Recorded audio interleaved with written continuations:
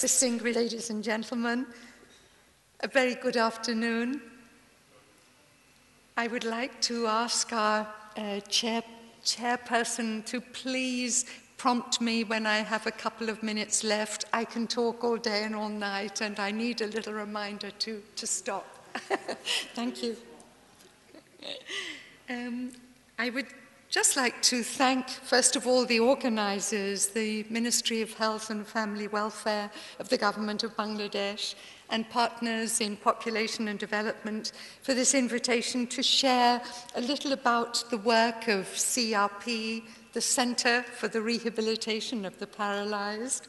This is an NGO we have been running now for 33 years, and it's to share something of the programming of people with disabilities, but with always a hope that we can improve the gender discrepancies and have better equality. Welcome to CRP. If you could come with me, first of all, for a little bit of the history. How did we begin? We began in 1979 in these rather humble beginnings in two converted cement storerooms in the grounds of the Shurawadi Hospital in Dhaka. And rather like gypsies, for the next 11 years, we moved from place to place. We moved to a private house in Dhanmondi for 4.5 years.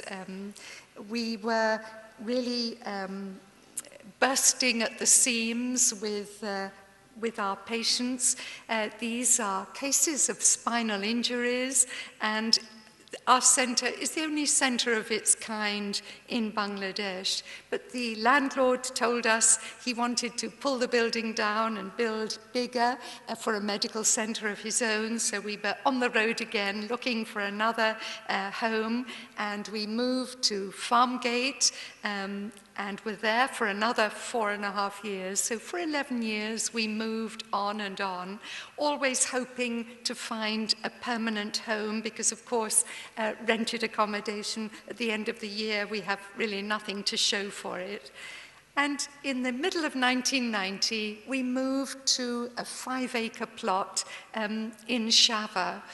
After a few years, we added another 7 acres, so we now have a 12-acre plot. And at this point, I'd love to say, any of you, if you have time, and any of you who are based in Bangladesh and haven't visited, do please feel free to come and visit us one day when you're in the area.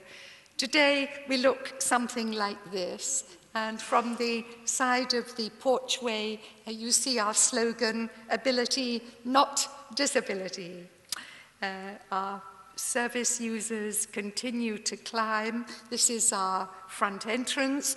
We now have a rather grand-looking ATM booth, which helps our staff with salaries, being able to draw from there. We employ 40 people with disabilities. And here in this picture at our reception desk, you find 2 of them. The young lady in the front in our homemade wheelchair, Ghazi in the back of the picture, working, lying full length on his face.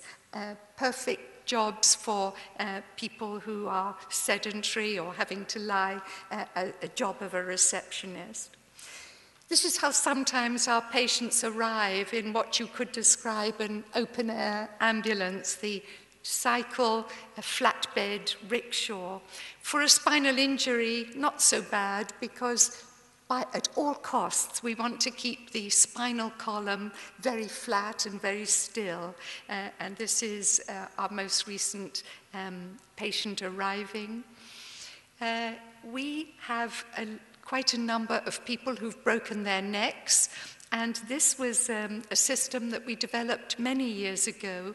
We went into the military hospital and asked them if we could copy their striker frame. We have a metal workshop, so we could make our own turning bed for people who've broken their necks. So if you look just above his ears, our patient has screwed into the skull stainless steel skeletal tongs, so we can make those and sell those to other hospitals. hospitals who might need skull traction.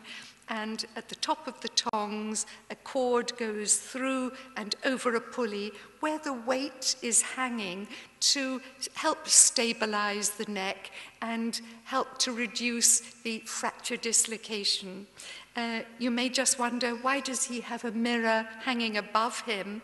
Well, he has to lie very still for 2 hours on his face, looking up at the ceiling, and then we flip him over onto his face for the next 2 hours, so he will stare at the same bit of floor. And this can be very situation, but if the wife can on a regular basis lift her husband just off the seat of the wheelchair, he will not succumb to these sores, but she needs to do it safely so she doesn't hurt her own back. Many of our patients come to us having never had the chance of schooling, and so what we do is request our educated paralysed people to run classes, literacy classes, for those who've never had any education. So this usually goes on in the dining room. We have what we call our general activities. We like to keep people busy, 8 hours a day. They will have their program.